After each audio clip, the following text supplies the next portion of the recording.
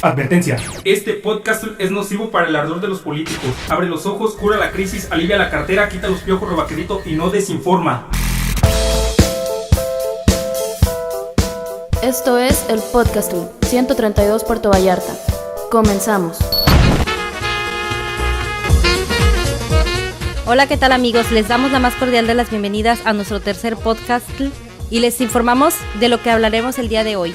Primero abordaremos el papel que juegan las palabras en nuestra vida diaria, así como sus repercusiones. Algo muy importante a mencionar es la importancia que tiene el resaltar, omitir o declarar algo a través de los medios de comunicación, pues esto causa una serie de implicaciones, las cuales veremos más adelante. Aparte de esto, tendremos algunas cápsulas sobre la reforma laboral, en qué consiste y qué es lo que se ha modificado. Y para finalizar, las recomendaciones sobre música, libros y entretenimiento en la voz de Anita la huerfanita. Yo soy Jessica. Yo Julián. Y yo Lucrecia. Y tú, yo y todos somos 132. No me gaste las palabras, no cambia el significado. Mire que lo que yo quiero lo tengo bastante claro. Si usted habla de progreso, nada más que por hablar, mire que todos sabemos que adelante no es atrás. Si está contra la violencia, pero nos apunta bien, si la violencia va y vuelve, no se me queje después. Si usted pide garantías solo para su corral, mire que el pueblo conoce lo que hay que garantizar. No me gaste las palabras, no cambia el significado. Mire que lo que yo quiero lo tengo bastante claro. Si habla de paz, pero tiene costumbre de torturar, mire que hay para este vicio una cura radical. Si escribe reforma agraria, pero solo en el papel, mire que si el pueblo avanza, la tierra viene con él. Si está entregando el país y habla de soberanía, ¿quién va a dudar que usted es soberana porquería? No me gaste las palabras, no cambie el significado. Mire que lo que yo quiero lo tengo bastante claro. No me ensucie las palabras, no les quite su sabor, y límpiese bien la boca si dice revolución.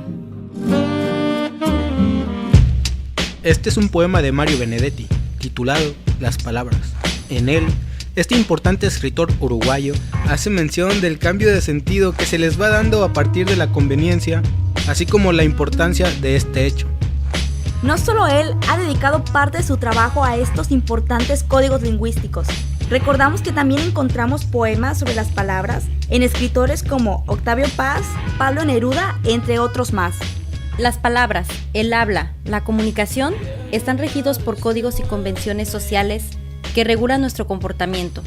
Son de hecho tan poderosas que bien pueden desatar o reprimir una revolución.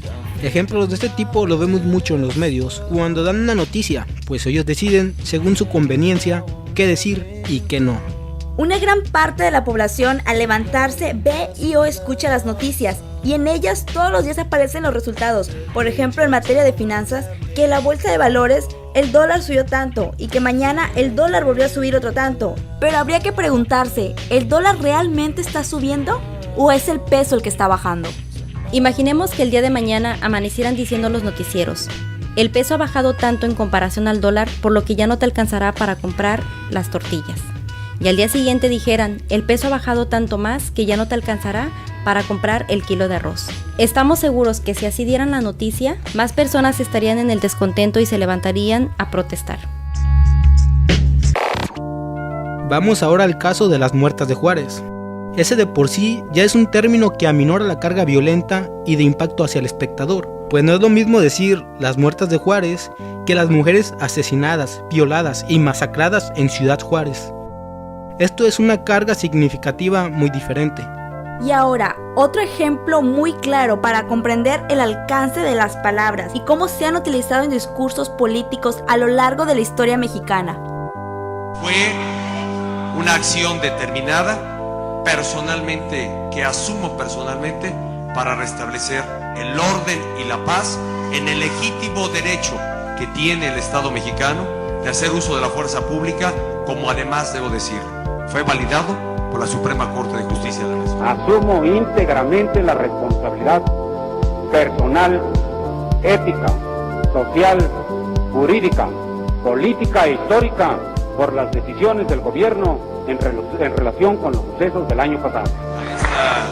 Este cuestionamiento sobre el tema de Atenco, hecho que ustedes conocieron y que sin duda dejó muy claro la firme determinación del gobierno de hacer respetar los derechos de la población del Estado de México, que cuando se vieron afectados por intereses particulares, tomé la decisión de emplear el uso de la fuerza pública para restablecer el orden y la paz.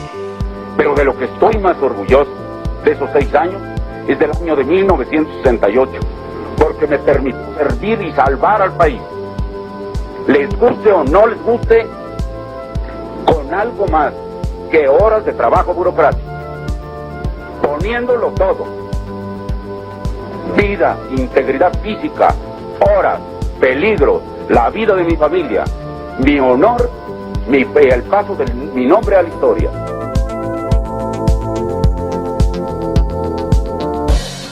Lo que decimos día a día regula nuestro comportamiento y expone nuestra forma de pensar hacia algo en particular. Y los medios masivos de comunicación, conociendo la importancia de las palabras, pueden hacer uso de ellas para manipular a una sociedad a su favor. Las encuestas que marcaban a Peña Nieto siempre como ganador de las elecciones muestra claramente una intención de hacer creer a la población sobre su inminente victoria antes de ser nombrado presidente. Así, por ejemplo, si alguien no sabía por quién votar, pues escogía al más favorecido por los medios. O a veces, muchas de las personas, por el simple hecho de enterarse de encuestas no reales, se desmotivaban y preferían no continuar luchando por convencer a otros sobre las demás opciones.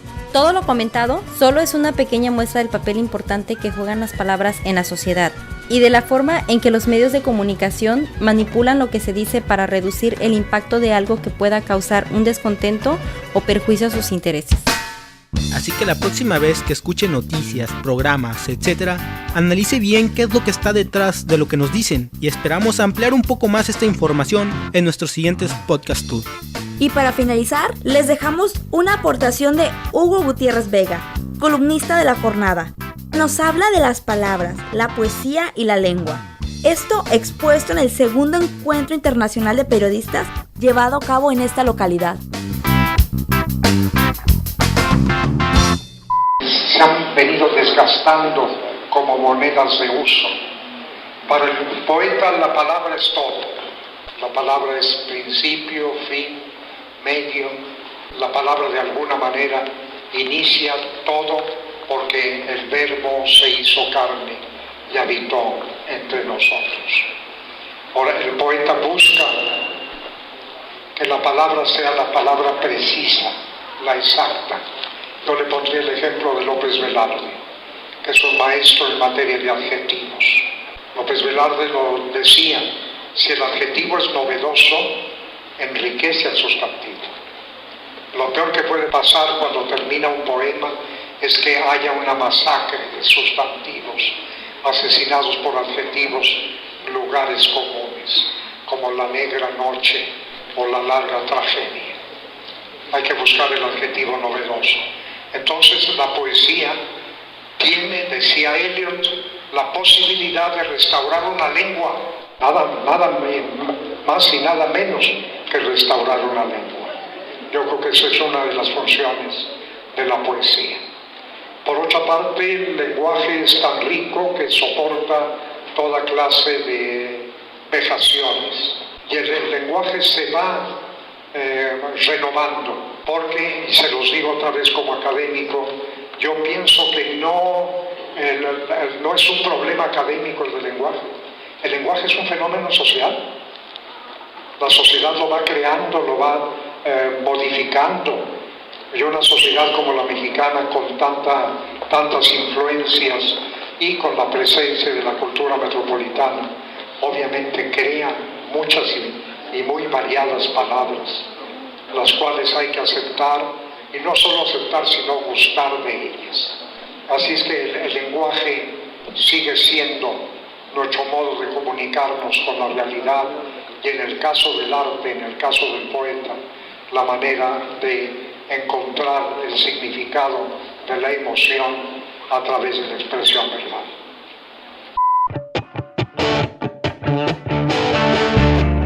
A continuación, una cápsula informativa acerca de la reforma laboral.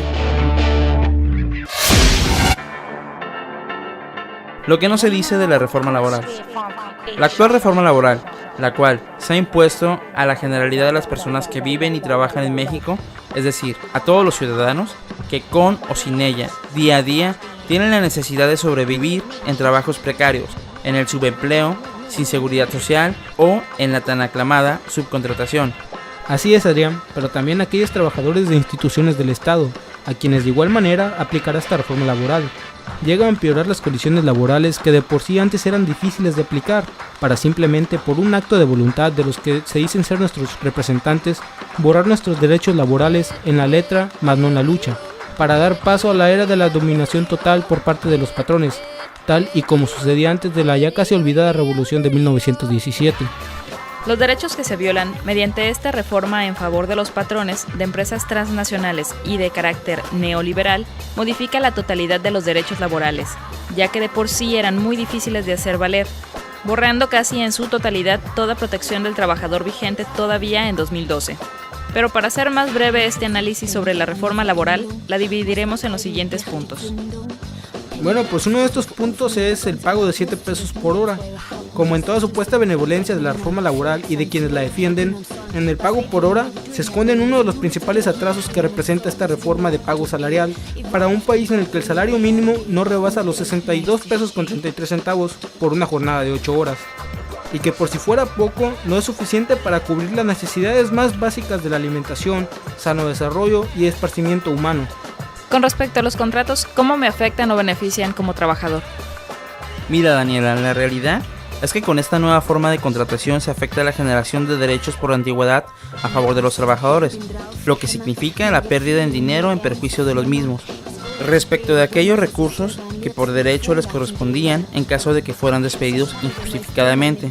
Esta pérdida de los derechos de antigüedad laboral se da ya que se ha impuesto el que los contratos temporales sean tan solo de 90 días, situación que imposibilita al trabajador para poder acceder a laborar por más de un año para generar respectiva antigüedad, ya que tal vez el trabajador no se ha despedido de la empresa en la que se encuentre laborando, pero lo que sí se va a permitir será que se le recontrate cada 90 días con la finalidad de evitar que éste genere derechos económicos a su favor. No nos beneficia. Y ahora, nuestra recomendación en la voz de Anita la huerfanita. Presuntamente se violaron los derechos a la honra y la dignidad de la guapísima Elvita al difundirse las imágenes de cuando fue fotografiada y se le tomaron sus huellas dactilares. Bueno, y esa foto ya se está vendiendo en miles de calendarios allá. Ya sé, hombre, yo estoy ahorre. Allá en Micón. Y en otras tragedias políticas le cuento que la precandidata a diputada del PAN, la Giselle Arellano, quien fuera señalada por haber trabajado pues de damita de compañía, perdió la oportunidad de representar a los zacatecanos ante la diputada Silvia Rodríguez Rubalcaba, que usted recordará que ya le habíamos platicado la semana pasada de este caso de que era Escor. Sí, también hay que decir que antes de que perdiera la votación, la dirigencia del Comité Ejecutivo Nacional del PAN canceló su postulación bajo el argumento de que no tenía los requisitos que acreditaban un modo honesto de vivir y un reconocido prestigio en la comunidad. Como si hubiera de esos en su partido. A lo que la precandidata presentó pruebas de que su actividad en Las Vegas fue lícita y recuperó la precandidatura. Pues como bien dijiste, pudo más la clásica doble moral tan característica del mexicano humano, ¿verdad? Doble cara. Están todos locos. La acusan de ser Escort, los mismos que las contratan.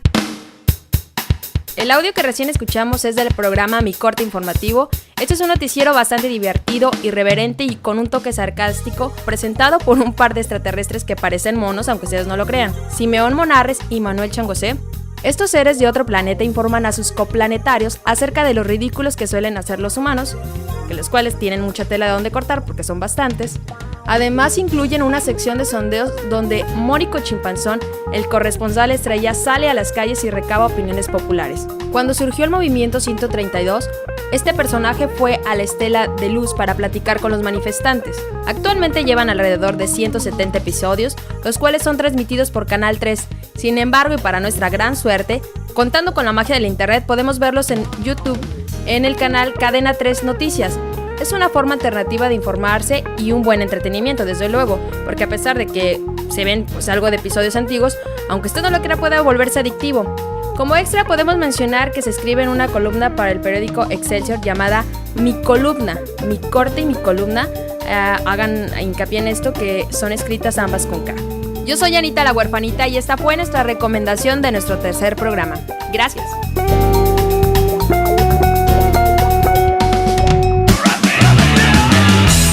Y bueno amigos, esto ha sido todo por hoy en nuestro tercer podcast. Yo soy 132 Puerto Vallarta.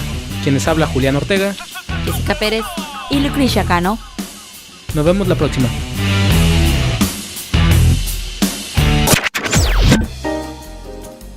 Esto fue el podcast del 132 Puerto Vallarta. Hasta pronto.